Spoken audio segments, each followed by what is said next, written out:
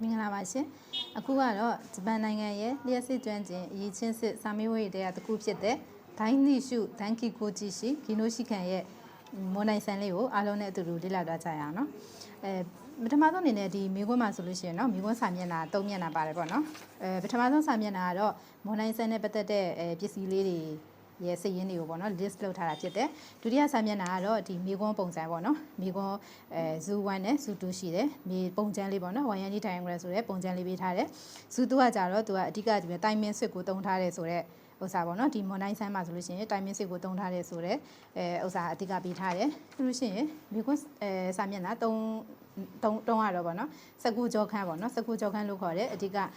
ပစ္စည်းတွေတကယ်လက်တွေ့တက်ဆင်ရမှာမရှိမဖြစ်မနေတည်ရမယ်ပေါ့နော်အချက်တွေဆောင်ရန်တွေကိုပေးထားတာဖြစ်တယ်ပေါ့အဲ့ဆိုရင်ပထမဆုံးအနေနဲ့ဒီပထမဆုံးစာမျက်နှာပေါ့နော်စာမျက်နှာမှာဆိုရင်ပေးထားတဲ့ပစ္စည်းတွေရဲ့စည်ရင်းတွေကိုစစ်ကြည့်ကြမယ်ပေါ့နော်မှန်မှန်စစ်ကြည့်ကြမယ်နံပါတ်1မှာဆိုလို့ရှိရင်တော့ဒီမှာ600ဖို့ဘီနေရုရှီဇူခေဘူရုသူဟီဒါကတလို့ပြောရပါတော့အဲ့ဒါဟီဒါကတဆိုလို့ရှိရင်တော့သူကဒီအဖလက်အပြားကိုပြောချင်တာပြီးလို့ရှိရင်သူရှီဇူအာအိုအီရိုလို့ပြောရဲဆိုလို့ရှိရင်ဒီအပြားရောင်ကေဘယ်ကိုပြောတယ်အပြားရောင်ကေဘယ်ကသူ့ရဲ့ဒီနိမီလီနီရှင်းပေါ့နော်နိမီလီနီရှင်းဆိုတာကဒီမှာဒီကေဘယ်ကျူးမှာဆိုရင်ရေးထားရပေါ့နော်နိမီလီလို့ရေးထားတယ်နီရှင်းဆိုတာကကြောင့်ဒီကျူးနှစ်ချောင်းပါတဲ့ဟာကိုနီရှင်းလို့ခေါ်တယ်သူ့ရဲ့နာဂါစအရှည်က250 mm တစ်ချောင်းဆိုပြီးတော့ပေးထားတယ်နံပါတ်2ကကြတော့600ဖို့ဘီနီရူရှီစုခေဘူရုတွာလက်ဟီဒါကတာပဲပေါ့နော်အပြား 1.6 mm နီရှင်း 1.6 mm နီရှင်းဆိုတာဒီဟာလေးပေါ့နော်ဒီမှာဆိုရင်လည်းကေဘယ်မှာရေးထားမှာပေါ့နော်ဒါကြတော့ဒါလည်းနီရှင်းကိုသူက1650 mm ဆိုပြီးတော့သူကတစ်ချောင်းဆိုပြီးတော့ပေးထားမယ်ပြီးရင်နံပါတ်3ကကြတော့600ဖို့ဘီနီရူရှီစုခေဘူရုမှာသူကဟီဒါကတာအပြားပဲသူကကြတော့ဆန်းရှင်းဖြစ်သွားတယ်1.6ပဲ1.6 mm ဆန်းရှင်းဆိုတာဒီမှာပေါ့နော်တုံးချောင်းပါတဲ့ဟာဆန်းရှင်းလေးသူကကြတော့နာခါဆာ350 mm ဆိုပြီးတော့တစ်ချောင်းပေးထားမယ်နံပါတ်4ကကြတော့ရမ်ပူရက်ဆေပတာခုရုဆိုတာကကြတော့လမ်းဟိုတာပေါ့နော်ဒါလေးကိုပေါ့နော်ဒါလေးပေးထားမယ်ဒါလေးကကြတော့သူကခါဘာနက်ရှိဆိုတာကကာဘာမပါတဲ့ဟာလေးပေါ့နော်အဲ့ဒါလေးတစ်ခုပေးထားမယ်နံပါတ်5ကကြတော့ဟီခါကန်စီတင်ကူရော့ဆက်တို့ပေါ့နော်ဒါလေးပေါ့နော်ဒါစီလင်မှာမီလုံးနေတက်ဆင်ရမှာပေါ့နော်သူအထိုင်ဖြစ်သုံးတဲ့ဟာလေးပေါ့နော်သူကကြတော့သူ့ရဲ့ဘော်တွေကဒီမှာခောက်ကုကတလို့ရေးထားတယ်ခောက်ကုကတဆိုတာကဒါစကွဲရ4000ပုံစံလေးပေါ့နော်သူကအပြင်မှာဆိုရင်အဝိုင်းလေးရှိတယ်ပေါ့နော်ဒီမြေကွန်း3မှာဆိုရင်သူကဒီ4000လေးကိုပေးထားမယ်အဲ့ဒါတစ်ခုပေးထားမယ်ပြီးရင်နံပါတ်6ကကြတော့တန်းရှိတိုင်းဆိုတာကဒီမှာ timing switch လို့ပြောတယ် timing switch ဆိုတာကဒီမှာပေါ့နော် timing switch ဒီမှာ sign cue ခုဆိုတာက3ဘိုးပါတဲ့ဟာလေး1 2 3ဘိုးပါတဲ့ဟာလေးအဲ့ဒါလေးတစ်ခုပေးထားမယ်နံပါတ်9ကကြတော့ဒီမှာဥမဲခွန်မီရန်ရောတမ်ဘူရာဆွီချီပေါ့နော်တမ်ဘူရာဆွီချီဆိုတာကဒါလေးပေါ့နော်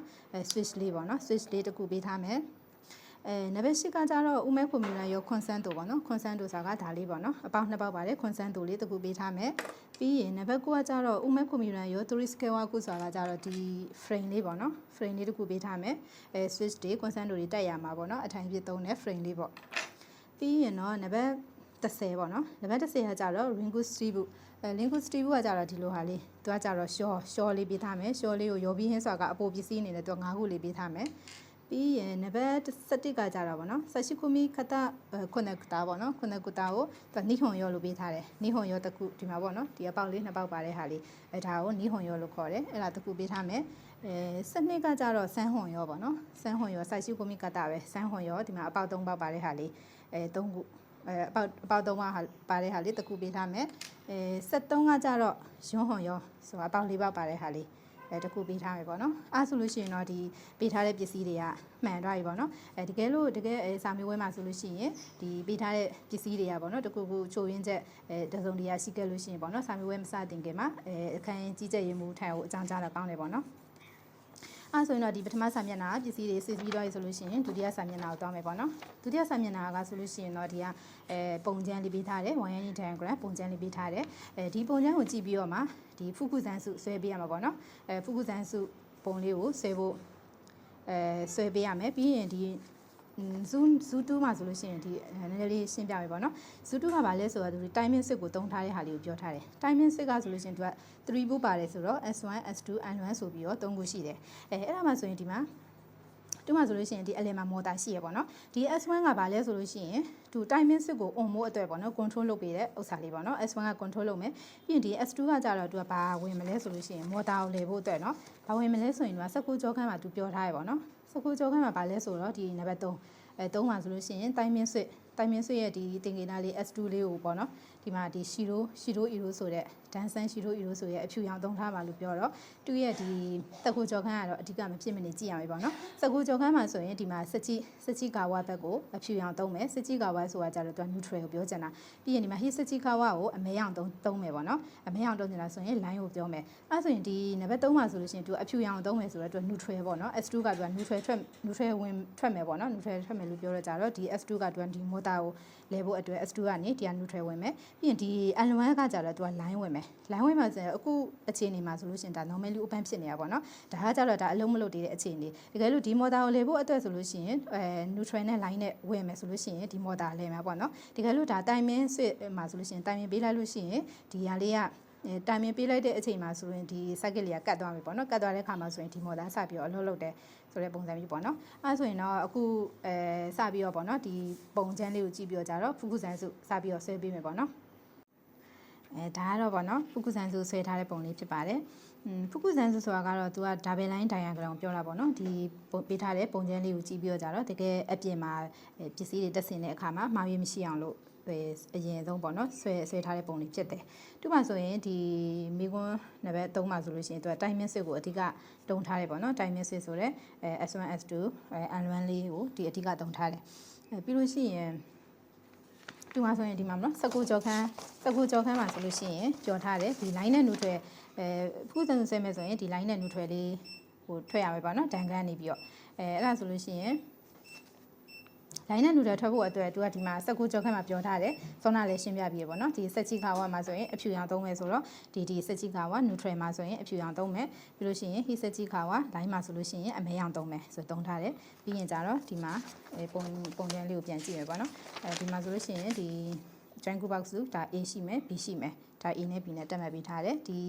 ပစ္စည်းဟွာတွေပေါ့နော် cable တွေကြိုးတွေချိတ်ဆက်ပြီးဖို့အတွက် joint box A နဲ့ B နဲ့နှစ်ခုကိုတုံးထားမယ်ပြီးရင်ဒီ joint box A ဘက်မှာဆိုလို့ရှိရင်သူက ring sleeve နဲ့ချိတ်မယ်ဆိုပြီးတော့ပြောထားရပေါ့နော်အဲ့ဒါကိုပြီးမှဒီချာပြန်ရှင်းပြမယ်ပေါ့နော်ဒီ B မှာဆိုလို့ရှိရင်เนาะဆက်ရှိဝမီကတာခုနှစ်ခုတာနဲ့ချိတ်မယ်ပြီးရင်ဒီသူ့ရဲ့ဒီပုံနဲ့အတိုင်းပဲပေါ့နော်နေရာချပြီးတော့ကြတော့ဒီဆွဲထားတာဖြစ်တယ်ပြီးလို့ရှိရင်အဲ့ဆိုလို့ရှိရင်တော့เนาะဒီတကယ်အပြင်မှာပစ္စည်းတွေတက်ဆင်တဲ့ပုံစံလေးကိုပေါ့နော်ကေဘယ်ကြိုးတွေဖြတ်တဲ့ပုံစံလေးတွေအတိုင်းအတာလေးတွေကိုပေါ့နော်ဒီပြန်ဒီချာလေးကိုရှင်းပြပေးမယ်ပေါ့နော်အခုကတော့ပေါ့နော်တကယ်ဟိုပစ္စည်းတွေချိတ်ဆက်တဲ့ပုံလေးကိုဆွဲပြမှာဖြစ်တယ်ပထမဆုံးအနေနဲ့ဒါပစ္စည်းလေးကိုဒါနေရာချထားရပေါ့နော်ဒီမှာပေးထားတဲ့အတိုင်းဒီမှာဒန်ကန်ရှိမယ်ပြီးလို့ရှိရင်ဒီမှာဆိုရင် timing switch ရှိမယ် timing switch ပြီးရင်ဒီမှာဒါ heat cut ရဲ့ sheeting ကိုရှိမယ်ပြီးရင်နောက်တစ်ခုကဒီမှာ lamp receptor ကိုရှိမယ်ဒီမှာဆိုရင် constant တို့ရှိမယ် switch ရှိမယ်ပေါ့နော်အဲ့ဒါကိုနေရာချထားတယ်ပြီးရင်ဒီမှာသင်္ကေတလေးတွေရေးထားရပေါ့နော်သင်္ကေတလေးတွေမှာဆိုရင်ဒီမှာ switch မှာဆိုရင်သူက roll လို့ပေးထားတယ် timing switch က E လို့ပေးထားတယ်ဒီမှာလည်း heat cut ရဲ့ sheeting ကိုမှလည်း E လို့ပေးထားတယ်ဒီမှာ lamp receptor ကို roll လို့တတ်မှတ်ထားရပါတော့အဲဆိုရင်ဒီစပြီးတော့ဆွဲတော့ပါနော်စပြီးဆွဲဖို့အတွက်ဒီမှာဒီ line နဲ့ neutral ကနေပြီးတော့စပြီးတော့ဆွဲမယ်ပေါ့နော်ကြိုးလေးစပြီးထုတ်ထားမယ် line နဲ့ neutral ကနေထုတ်ဖို့အတွက်ဒီဘယ်လောက်ဖြတ်ရမလဲဆိုတာပါတစ်ခါလေးပြောမယ်ပေါ့နော်ဒီမှာဆိုရင်ဒါဒန်ကန်နေပြီးတော့ဒီအကွာဝေးဒန်ကန်နေပြီးတော့ဒီ joint box တွေကိုjoint box နဲ့အကွာဝေးကဒီ150 mm ရှိမယ်ပေါ့နော်ဒီမှာတော့ကြိုးလေးအရင်စပြီးထုတ်လိုက်မယ်ပေါ့နော်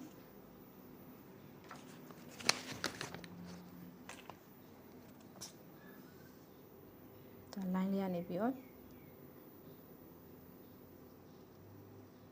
ကြိုးလေးထုတ်လိုက်တယ်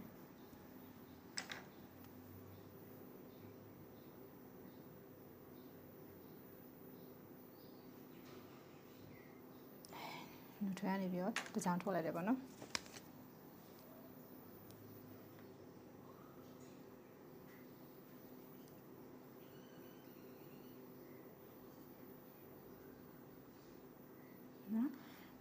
ဒါဆိုလို့ရှိရင်ဒါဘယ်လောက်လဲဆိုလို့ရှိရင်ဒီမှာပေါ့နော်ဒီ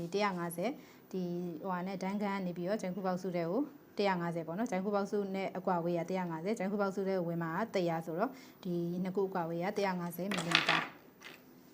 ဒီနှစ်ခုကဒီ ဒီနှစ်ခုက150ကျန်ခုပေါက်စုတဲ့ဝင်မှာ100အဲ့တော့စုစုပေါင်း250နော်ဒီအကွာဝေးကနှစ်ခုက250အဲ့ဆိုရင်250ကျိုးလေးကိုအရင်ပြမယ်ပေါ့နော်ဒီမှာ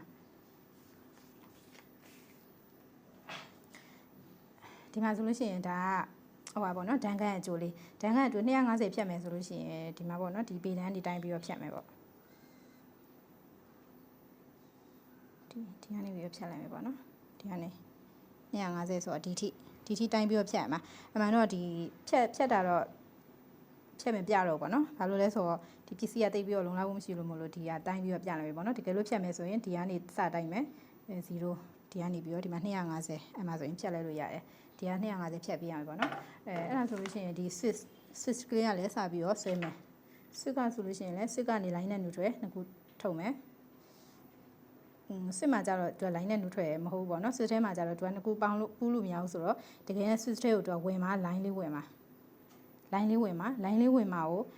ပြန်ထွက်မယ်ဆိုလို့ရှိရင်သူက line မဲ့ထွက်ရမှာပေါ့နော်တကယ်ဆိုရင် switch ထဲမှာ line မဲ့ထွက်ရမယ်ဒါပေမဲ့ဒီတကယ်ဒီအပြင်မှာပစ္စည်းတွေမှာဆိုလို့ရှိရင်ပေါ့နော်ဒီ line နဲ့ neutral သူအနက်လေး line လေးဝင်လာပြီဆိုလို့ရှိရင်သူကဒီအဖြူရောင်ပဲရှိတာဆိုတော့じゃသူကအဖြူသုံးလေးရမှာပေါ့နော်တကယ်တော့ဒါ line ပဲပေါ့နော်အဲဆိုရင်ဒီအဖြူလေးဆွဲလိုက်ပြီထည့်လိုက်ပါနော်တူနှစ်ခုအကွာရေးကဘာလဲဆိုလို့ရှိရင်လည်းဒီမှာပေါ့နော်switch နဲ့ဒီဂျိုင်းခုပေါက်စုနဲ့အကွာဝေးက150ရှိမယ်ပြီးရင်ဒီဂျိုင်းခုပေါက်စုတွေဝင်မဲ့အကွာဝေးလေးရှိတယ်100ရှိမယ်ပြီးရင်ဒီ switch ထဲကိုဝင်မဲ့အကွာဝေးလေးက100လို့တတ်မှတ်လိုက်တယ်အဲ့ဒါဆိုရင်စုစုပေါင်းဘယ်လောက်ရှိတော့မလဲဆိုတော့350ပေါ့နော်350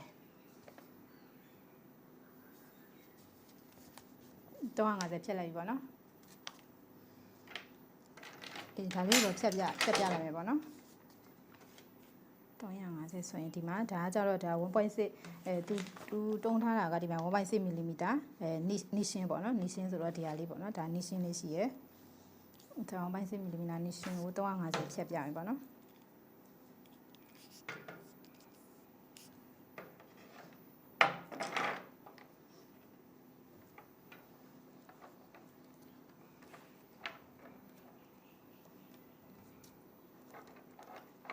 ဒီမှာပေါ့နော်350ဒါလေးကိုတိုင်ပြီးတော့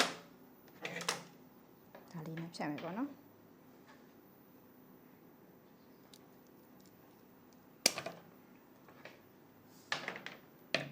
ဒါလေးဖြတ်ထားရနော်ဒီဟာဆိုရင်ပြီးလို့ရှိရင်ဖြတ်ထားရပါနော်ဖြတ်ပြီးတော့လို့ရှိရင်ဒီ switch ထဲကိုဝင်တဲ့ဥစ္စာလေးပေါ့နော် switch ထဲကိုဝင်တဲ့ဟာလေးကိုတခါတည်းဒီမှာပြလိုက်မယ်ပေါ့နော်switch ကဆိုလို့ရှိရင်တော့ဒီမှာဒီ switch လေးရှိရယ် switch လေးနဲ့ဆိုလို့ရှိရင် तू ကဒီမှာဂျိုင်းခုပေါက်စုတွေကိုဝင်မှာ150လို့ပြောထားရအဲ့တော့150ကိုအရင်နှွာလိုက်မယ်ပေါ့နော်150ကိုပေါက်150မဟုတ် sorry မှားလို့တန်း100မီလီပေါ့နော်100မီလီဆိုရှင်သူက10စင်တီမီတာရှိရယ်အဲ့ဒါဆိုရင်ဒီဂျိုင်းခုပေါက်စုတွေကိုဝင်မဲ့ဟာကို10စီတီနှွာလိုက်ရပေါ့နော်ဒီမှာရှိရပေါ့နော်ဒီမှာတိုင်းပြီးတော့ကြတော့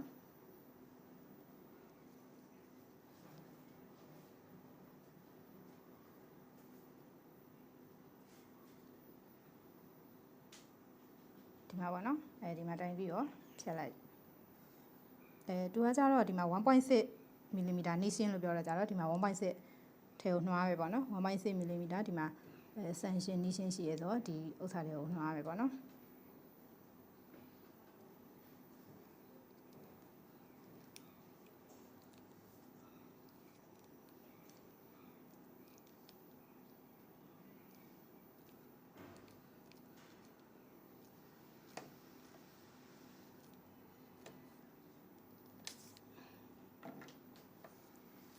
ဒါဆိုလို့ရှိရင်ဒါဂျိုင်းခုပေါက်စုတွေကိုဝင်မဲ့အကွာဝေးဒါ100 mm 10 cm နှွားပြီးတွားပြီးလို့ရှိရင်ဒီ switch ထဲကိုဝင်မဲ့အပိုင်း switch ထဲကိုဝင်မဲ့အပိုင်းကလည်းဒီမှာ100လို့ပြောထားတယ်အဲကြောင့်မလို့ဒီ switch ထဲကိုဝင်မဲ့ဟာကိုလည်းဒီဘက်ကနေ100နှွားပေးမယ်ပေါ့နော်100နှွားဖို့အတွက်ဒီမှာပဲဆွမ်းနာလိုပဲတိုင်ရမယ်ပေါ့နော်ဆွမ်းနာလိုပဲဒီကလို့ရှိရင်ဒါလည်း 1.6 mm ဒီဟိုပါလေးကိုထည့်ပြီးတော့နှွားမယ်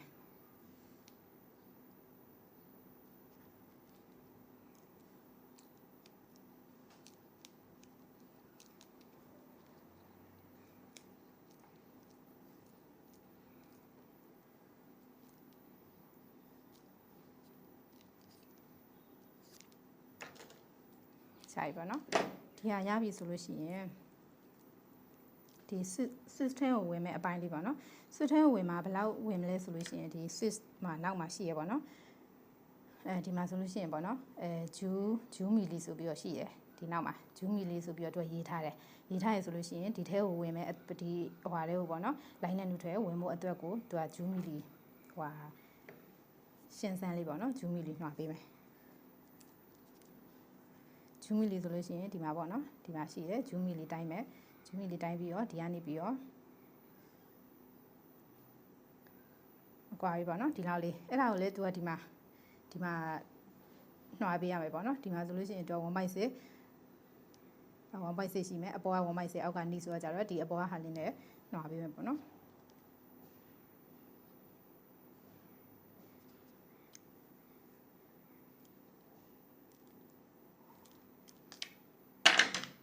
အဲ့ဆိုတာရှာပြီပါနော်ဒီ switch ထဲကိုဝင်တဲ့အပိုင်းလေးဟိုတက်ပြတဲ့အပိုင်းလေးကိုပြမယ်ပေါ့နော်ဒီမှာဆိုလို့ရှိရင်လည်းဒီမှာ switch ထဲကိုဝင်ဖို့အတွက်10 mili ကိုဒါရှင်းစမ်းလေးခွာပြီးသွားပြီနော်ခွာပြီးသွားပြီဆိုလို့ရှိရင်ဒီမှာဘဲမှာတက်လို့ရတယ်ဒါပေမဲ့အခုဟိုဖြစ်အောင်ဒီရဲ့အမဲလေးပါတဲ့ဘက်ကိုအမဲလေးတက်လိုက်မယ်ပေါ့နော်အမှန်တော့ဘဲမှာတက်လို့ရအဆင်ပြေပေါ့နော်အဲဆိုရင်ဒီလိုမျိုးလေးတက်ပြရမယ်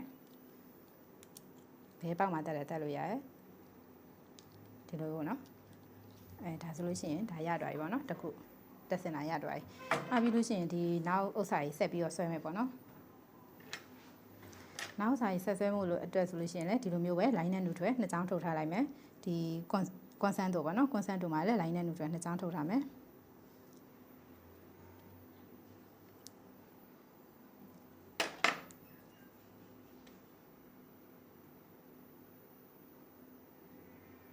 နော်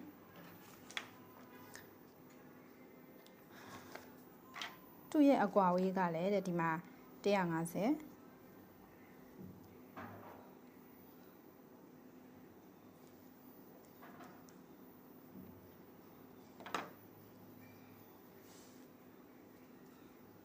တွေ့အကွာဝေးရလဲဒီမှာအဝါကနေကွန်ဆန်တိုကနေဂျန်ခုပေါက်စုကို150ပြီးရင်ဂျန်ခုပေါက်စုတဲ့ကိုဝင်မှာက100ဆိုတော့250ပြီးရင်ဒီကွန်ဆန်တိုတဲ့ကိုဝင်မှာ100ရှိတယ်ဆိုတော့စုစုပေါင်း350ဒီ cable ကျိုးကိုလည်း350ဖြတ်ပေးရမယ်ဒီမှာမီလမ်းပေါ့နော်လမ်းမှာလည်းအဲ့လိုပဲ line နဲ့ neutral လေးနှစ်ချောင်းဆွဲပြီးတော့မယ်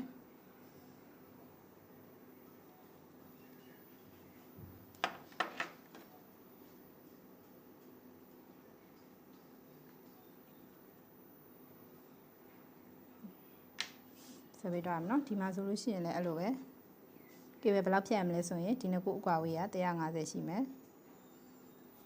ဂျန်ခုပေါက်စုတဲ့ဟိုဝင်မှာက100ရှိမယ်ဒီ lamp နဲ့ဝင်မှာကြတော့50လို့တက်မှတ်ထားပဲပေါ့နော်သူကကြတော့ lamp ကကြတော့ဝင်မဲ့အကွာဝေးကဒီတိုတော့ပေါ့နော်အရန်ရှည်လွန်းလို့ရှိရင်လည်းဟိုလာဒီ lamp ဟိုဟာရဲ့အပေါ်ကအဖုံလေးတက်မယ်ဆိုရင်ဒီအစင်မပြေဖြစ်မှာဆိုလို့မလို့50ပဲဝင်မယ်ပေါ့နော်အဲဆိုရင်စုစုပေါင်းဘယ်လောက်လဲ250 300ပေါ့နော်စုစုပေါင်းဒီဟာကိုလည်း300ဖြတ်ပြီးမယ်ပြီးရင်ဒီမှာဟိခါခဲရှိတဲ့ကိုဟိခါခဲရှိတဲ့ကိုမှာလည်းသူက line နဲ့ neutral ဒီဟိုဟာ timing set ကလည်းနှစ်ခုထွက်ထားမယ်ပေါ့နော် line နဲ့ neutral နှစ်ချောင်းထွက်ထားမယ်အဲဒါဒီ S1 ကနေတစ်ချောင်းထွက်ထားမယ်ပြီးဒီ S2 ကနေတစ်ချောင်းထွက်ထားမယ်သူနှစ်ခုအကွာဝေးရလဲနှစ်ခုဂျန်ကူဘောက်စုနဲ့ဒီ timing set အကွာဝေး150ရှိမယ်ပြီးရင်ဒီဟိုဂျန်ကူဘောက်စုတဲ့ဝင်မဲ့100သူဒီ timing set ထဲကိုဝင်မဲ့အကွာဝေးကိုတော့သူကမဖြတ်ဘူးပေါ့နော်ဘာလို့လဲဆိုတော့ဒီရဲ့အကွာဝေးကကြတော့သူ့ထဲကိုဝင်မှာကြတော့ဒီနည်းနည်းသေးတော့ပေါ့နော်အဲ့ဒါဆိုရင်ရှိတဲ့ဟာလေးနဲ့တက်ဆင်လို့ရတဲ့အတွက်ကြောင့်မို့လို့သူကသူ့ရဲ့ဒီအကွာဝေးကိုကြတော့သူက250ပဲဖြတ်ပေးမယ်250ပဲဖြတ်ပေးမယ်ဒီမှာဟိခါခဲရှိနေခုမှာလည်း line နဲ့ neutral နှစ်ချောင်းထွက်ထားမယ်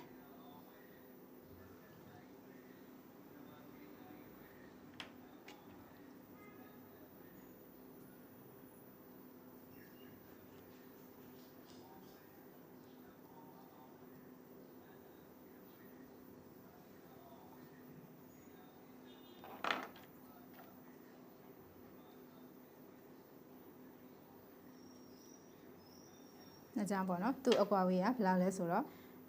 ဒီမှာပေါ့နော်သူ့ကွာဝေးကသူ200 mm ပဲရှိတယ်ဒီတိုင်းမြင့်ဆွေရဲ့အလဲကနေဒီဟိုဟာနဲ့ဟ ဒီခါကရှိနေကိုရဲ့အလဲနှစ်ခုကြားအကွာဝေးကို250 200ပေါ့နော်200 mm ဖြတ်ပေးမယ်လို့ပြောထားတယ်အဲ့ဒါဆိုလို့ရှိရင်เนาะဒီဖြတ်ရမယ့်အပိုင်းလေးပေါ့နော်ဒီဖြတ်ရမယ့်အပိုင်းလေးကပြီးသွားပြီဆိုလို့ရှိရင်ဒီဟိုဟာပေါ့နော် line နဲ့ neutral တွေကိုစပြီးတော့ဟိုဟာနောက်တစ်ခုကြံနေရပေါ့နော်တစ်ခုကြံနေရပါလဲဆိုတော့ဒီမှာဂျန်ကူဘောက်စု A နဲ့ B နဲ့ကိုချိတ်ဆက်ဖို့အတွက်ဒီဆန်ရှင်းလေးပေါ့နော် 1.6 mm ဆန်ရှင်းလေးနဲ့ဆက်ပေးမယ်ဆိုလို့ရှိရင်ဒီဆန်ရှင်း3ချောင်းဆွဲမယ်ပေါ့နော်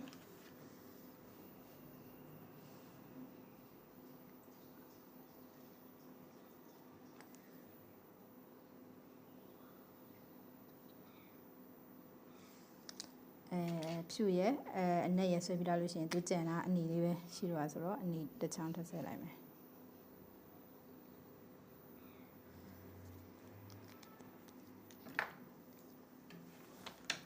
သူ့ရဲ့အကွာဝေးကဘယ်လောက်လဲဆိုတော့ဒီဂျန်ကူဘောက်စု A နဲ့ B နဲ့အကွာဝေးက150ရှိမယ်150ပြီးလို့ရှိရင်ဂျန်ကူဘောက်စုတဲ့ကို A တဲ့ကိုဝင်มา100ဂျန်ကူဘောက်စု B တဲ့ကိုဝင်มา100ဆိုတော့စုစုပေါင်း350ဒါကိုလည်း350ဖြတ်ပေးရမယ်ပေါ့နော်350ဖြတ်ပေးရမယ်အဲ့ဒါတွေကတော့ဒီကျိုးတွေဖြတ်တဲ့ပုံစံတော့ဖြတ်ပြီးတော့မပြတော့ဘူးပေါ့နော်တကယ်လို့ဖြတ်မယ်ဆိုရင်ရှိရင်ဒါတော့ဒီအခုရေးထားတဲ့ဒီပေတံပေါ့နော်ပေတံကိုအသုံးပြုပြီးတော့ပဲဖြတ်ပေးရမယ်ဒီမှာ350ရှိရဆိုလို့ရှိရင်လည်းပေတံကိုဒီမှာ0ကနေစပြီးတိုင်းလိုက်ပေါ့နော်တိုင်းပြီးလို့ရှိရင်ဒီမှာ350ဒါကတော့ကွက်တိရှိတယ်ပေါ့နော်ကွက်တိဆိုတာဖြတ်စရာမလိုတော့350အဲ့လိုမျိုးဖြတ်ပေးရမယ်ပေါ့နော်အဲ့ဆိုရင်တော့အခုဒီကေဘယ်ရဲ့နာဂါဆာတွေကိုလည်းတွက်ပြီးသွားပြီပြီးလို့ရှိရင်ဒီကေဘယ်ရဲ့ဖြတ်ပုံဖြတ်နည်းကိုလည်းပြောပြီးသွားပြီဆိုလို့ရှိရင်စပြီးတော့ဒီ line နဲ့ neutral စပြီးတော့ချိတ်ဆက်တော့မယ်ပေါ့နော်အဲ့ဒါဆိုရင်တော့ဆွမ်းနာမှာနော်ကေဘယ်ကျိုးဖြတ်တဲ့ပုံစံတွေရောအတိုင်းအတာတွေရောပြောပြီးသွားပြီဆိုတော့ဒါစပြီးတော့ချိတ်ဆက်တော့မယ်ပေါ့နော်ချိတ်ဆက်ဖို့အတွက်ဆိုလို့ရှိရင်ဒီမှာ line ရှိမယ် neutral ရှိမယ် neutral လေးတွေကိုအရင်ဆုံးစပြီးတော့ချိတ်ဆက်မယ်အဲ့ဆိုဒီမှာဒန်းကန်းလာတဲ့ neutral လေးတစ်ချောင်းရှိမယ်အဲ့ neutral လေးတစ်ချောင်းကိုထုတ်လိုက်မယ်ပေါ့နော်ပြီးဒီမှာဆန်ရှင်းပေါ့နော်ဆန်ရှင်းရှိတယ်ဆန်ရှင်းရလာတဲ့ဒီမှာ neutral လေးတစ်ချောင်းကိုချိတ်လိုက်မယ်ပေါ့နော်လွယ်တစ်ချောင်းကိုသူကဘာနဲ့ချိတ်မလဲဆိုလို့ရှိရင်ဒီဂျန်ကူဘောက်စု A လို့ရေးထားမယ်ပေါ့နော်ဂျန်ကူဘောက်စု A ဒါဂျန်ကူဘောက်စု B ဂျန်ကူဘောက်စု A ကိုသူကဒီထဲမှာပြောထားရပေါ့နော်စက်ကိုကြောက်ခန်းထဲမှာဆိုရင်ဂျန်ကူဘောက်စု A ကိုကြတော့ lingua sleeve နဲ့ချိန်မယ်ဂျန်ကူဘောက်စု B ကိုကြတော့ဆက်ရှိကိုမီကတာ9ခုတာနဲ့ချိန်မယ်လို့ပြောထားတဲ့အတွက်ဒါကို lingua sleeve နဲ့ချိန်မယ်နော် lingua sleeve နဲ့ချိန်မယ်ပြီးလို့ရှိရင်ဒီမှာပြီးသွားပြီပေါ့နော်ဒီမှာဆိုလို့ရှိရင် neutral လေးတိုင်မြင့်ဆက်ကလာတဲ့ neutral လေးဒီဘက်မှာဆိုရင်လည်းတိုင်မြင့်ဆက်ကလာတဲ့ neutral လေးကိုထုတ်ထားမယ်ဒီတစ်ချောင်းထုတ်ထားမယ်ဒီမှာဆန်ရှင်းရလာတဲ့ neutral လေးတစ်ချောင်းဆန်ရှင်းရလာတဲ့ neutral လေးတစ်ချောင်းထုတ်ထားမယ်ပြီးရင်ဒီမှာ lamp ကလာတဲ့ neutral လေးတစ်ချောင်းရှိမယ်ဒီမှာ consent တို့ကလာတဲ့ neutral လေးတစ်ချောင်းရှိမယ်ဒီမှာlamp ကလာတဲ့ neutral လေးတစ်ချောင်းရှိမယ်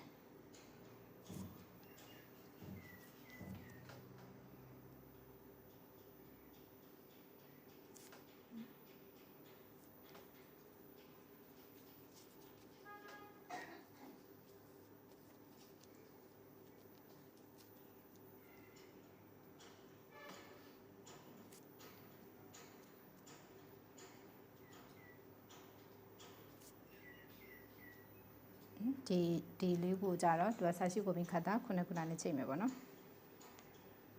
ဆာရှိကိုပင်ခတ်တာ9ခုနဲ့ချိန်မယ်ပြီးရင်ဒါneutral ပေါ့နော် neutral ပြီးလို့ရှိရင်ဒီဘက်မှာ timing set မှာဆိုလို့ရှိရင်လည်းဒီမှာ line နဲ့ neutral နှစ်ကြောင်းဒီ timing set နဲ့ဒီ hikage ရှိတင်ကူနဲ့ကိုချိန်မယ်ပေါ့နော်ဒီမှာဆိုလို့ရှိရင် timing set က S1 ကဆိုရင်သူကဒီမှာ line လေးထွက်မယ် S2 က neutral လေးထွက်ထားမယ်ပြီးလို့ရှိရင်ဒီနှစ်ခုချိန်ဖို့အတွက်ကဆိုလို့ရှိရင်ဒီစက်ကိုကြောခန်းထဲမှာပြောထားရပါတော့စက်ကိုကြောခန်းထဲကနေပဲ3မှာဆိုရင်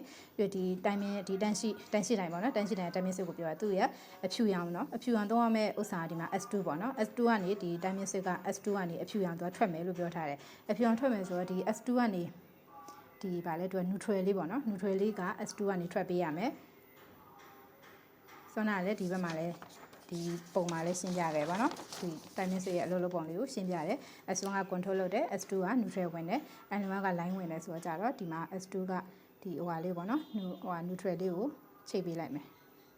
S2 ကလာတဲ့ neutral လေးကဒီဘက်ဟိုဟာ hikage ရှိတင်ကူတွေကိုချိန်ပေးလိုက်ရပေါ့နော်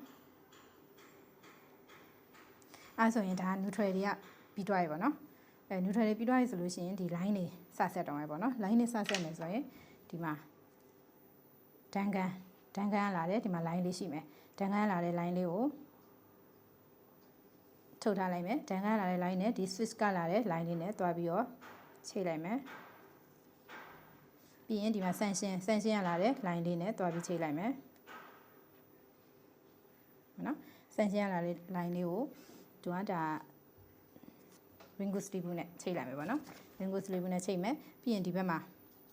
ဆိုလို့ရှိရင်လည်းတိုင်မြင့်ဆွတ်ကလာတဲ့ဒီမှာ line လေးနဲ့ line လေးကိုချိတ်မယ်ပေါ့နော်တိုင်မြင့်ဆွတ်ကလာတဲ့ line လေးကိုဆန်းရှင်းရလာတဲ့ line လေးနဲ့ပြီးရင်ဒီမှာ constant တို့လာတဲ့ line လေးနဲ့3ခု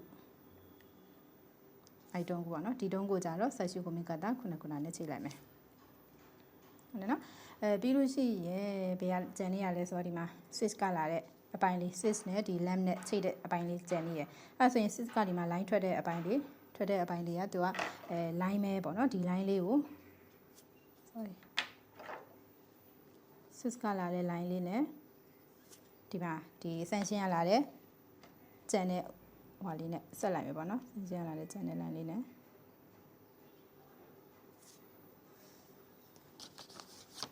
ဒါလေးကို ringo sleeve နဲ့ချိန်မယ်ဒီဘက်မှာလည်းအဲ့လိုပဲ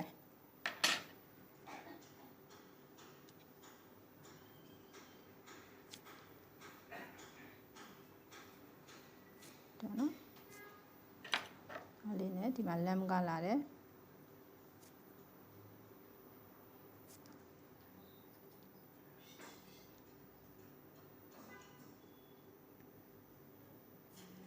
ပိုင်းလေးပေါ့နော်အဲ့ဒါကိုဒါဆက်ရှိပုံခတ်တာခုနဲ့ချိန်လိုက်မယ်နော်အဲ့ဒါဆိုရင်ဒီမှာတစ်ခုပဲကျန်တော့ပြီပေါ့နော်ဒီမှာဆိုရင်တိုင်မြင့်ဆွဲနဲ့ဟိခါခဲ့ရှိနေခုမှာဆိုရင်သူက neutral ထွက်ပြီးသွားပြီဆိုလို့ရှိရင်ဒီမှာ S1 ရော S2 ရော line နဲ့ neutral နှစ်ခုလုံးရောက်သွားပြီပေါ့နော် line နဲ့ neutral နှစ်ခုလုံးရောက်သွားပြီဆိုလို့ရှိရင်ဒီတိုင်မြင့်ဆွဲကကြတော့ဘယ်လိုလုပ်လာလဲဆိုလို့ရှိရင်သူကတိုင်မြဥပမာအနေနဲ့ပေါ့နော်တနာကြီးဖြစ်ဖြစ်ပေါ့နော်တိုင်မြပေးလိုက်တယ်ဆိုလို့ရှိရင် S1 ကနေသူကစပြီးတော့ on လိုက်တယ်ပေါ့နော်တိုင်မြဆွဲ on ဖို့အတွက် S1 က control လုပ်တယ်တိုင်မြပေးလိုက်တယ်ဆိုလို့ရှိရင်ဒီ S2 ကလာတယ်neutral လေးပေါ့နော်ဒီက neutral လေး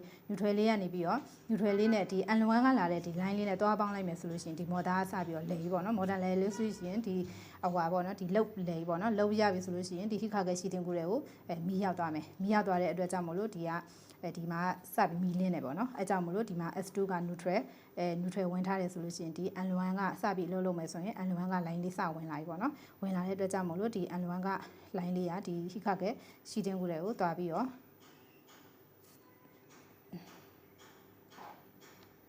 ဆက်ပေးလိုက်ရပါတော့အဲ့ဒါဆိုရင်တော့ဒါချိတ်ဆက်တာပြီးသွားပြီပေါ့နော်ချိတ်ဆက်တာပြီးသွားပြီဆိုလို့ရှိရင်ဒီမှာringo sleeve နဲ့ချိတ်တဲ့အပိုင်းလေးပေါ့နော် ringo sleeve နဲ့ချိတ်တဲ့အပိုင်းလေးရဆိုရင်သူကဘယ်လိုချိတ်ရမလဲဆိုရင်ပေါ့နော်ဒီမှာ1.6နီမီလီနီရှင်းရှိရပေါ့နော်ဒါဆိုလို့ရှိရင်နီမီလီနီရှင်းတစ်ချောင်းရှိမယ်ပြီးလို့ရှိရင်1.6မီလီနှစ်ချောင်း1.6မီလီဆန်ရှင်းနှစ်ချောင်း1.6နှစ်ချောင်းနဲ့နီမီလီတစ်ချောင်းဆိုရင်သူကဒါ short လေးနဲ့ဆက်မယ်လို့ပြောတာပေါ့နော် short လေးနဲ့ဆက်မယ်ပြီးရင်ဒီဘက်မှာဆိုလို့ရှိရင်လည်းနီမီလီတစ်ချောင်းနဲ့1.6တစ်ချောင်းဆိုလို့ရှိရင်လည်းဒါကိုလည်း short လေးနဲ့ဆက်မယ်ဒီမှာဆိုလို့ရှိရင်ကြတော့1.6တစ်ချောင်း1.6နှစ်ချောင်းဆိုတော့ဒါကိုမာလို့နဲ့ဆက်မယ်အဲဆိုလို့ရှိရင်ဒီစာရှုကိုမြခတာခုနှစ်ခုတာကိုကြတော့ဒီလိုမျိုးလေးပေါ့နော်ဒါကဆန်ရှင်းပေါ့နော်ဆန်3 ဟို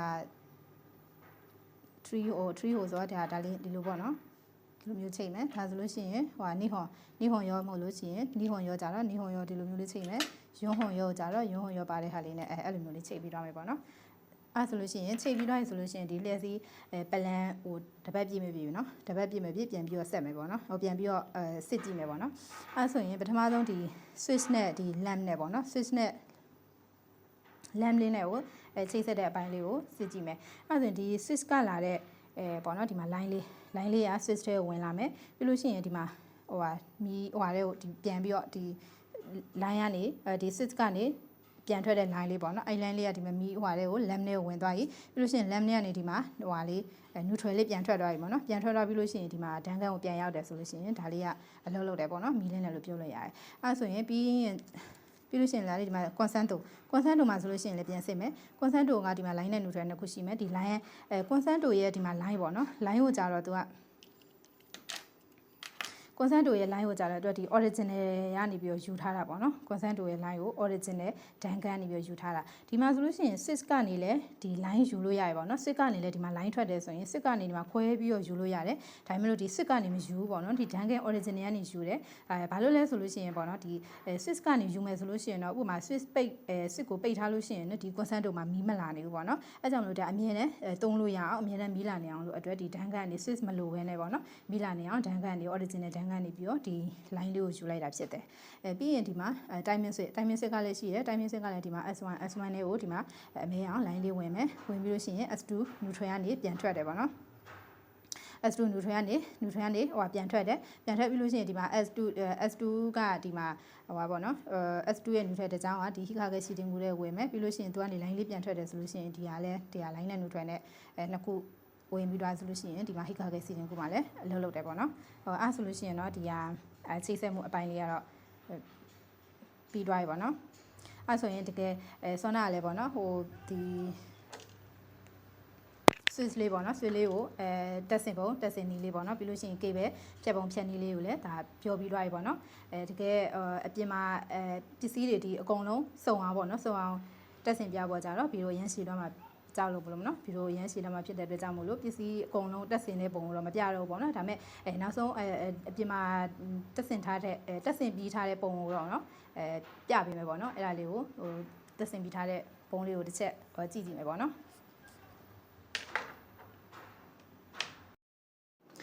ဒါလေးကတော့တက်ဆင်ထားတဲ့ပုံလေးပေါ့နော်တက်ဆင်ထားတဲ့ပုံလေးမှာဆိုလို့ရှိရင်ဒီမှာဒီဟိုဟာ consanto တက်တဲ့ပုံစံလေးပြမယ်ပေါ့နော် consanto ကဒီမှာဒါဟိုဥမဲကွန်ပျူတာရဲ့3 square ဝါခုလို့ခေါ်တယ်ဒီမှာဆိုလို့ရှိရင်ပေါ့နော်ဒီဟာလေးဟိုမှာဒါလေးမှာဆိုလို့ရှိရင်ဒီဘယ်လိုပြောရမလဲဆိုရင်ဒီသူကကြတော့ဒီဟိုမှာစကူကြောခန်းမှာပြောထားတာပေါ့နော်စကူကြောခန်းမှာပြောထားတာလဲဆိုလို့ရှိရင်ဒီဟိုမှာconsanto ကိုတည်ရမှာလဲဥမဲကွန်ပျူတာရော3 square ဝါခုကို consanto မှာပဲသုံးပါလို့ပြောထားတဲ့အတွက်ကြောင့်မလို့ဒါ consanto မှာပဲသုံးထားတဲ့ပုံလေးဒါလေးပေါ့နော်ဒါလေးပဲတက်ထားတယ်သူက consanto တစ်ခုလည်းသုံးမယ်ဆိုလို့ရှိရင်ဒါတော့ဒီအလယ်မှာပဲတက်ပြပေးရမယ်ပေါ့နော်သူကထိပ်ဆုံးမှာလည်းတက်လို့မရဘူးနောက်ဆုံးမှာလည်းတက်လို့မရအလယ်မှာပဲတက်ပေးရမယ်တစ်ခုလည်းဆိုလို့ရှိရင်ဒီလိုနှစ်ခုရှိတယ်ဆိုလို့ရှိရင်ကြတော့ဒီမှာအပေါ်ဆုံးမှာတစ်ခုတက်ပေးရမယ်အောက်ဆုံးမှာတစ်ခုတက်ပေးရမယ်ပေါ့နော်အပေါ်ဆုံးနဲ့အောက်ဆုံးနဲ့အလယ်မှာချိန်ပြီးတော့တက်ပေးရမယ်အဲ့လိုမျိုးလေးအဲ့ဆိုလို့ရှိရင်ဒါကတော့ပေါ့နော်ဆက်ထားတဲ့ပုံလေးကိုဒါပြောပြမယ်ပေါ့နော်ဆွမ်းနာပုံဆွဲထားတဲ့ပုံစံမျိုးလေးပေါ့နော်သူကနေဒန်ကန်နေဒီလာတယ်ပြီးလို့ရှိရင်ဒီက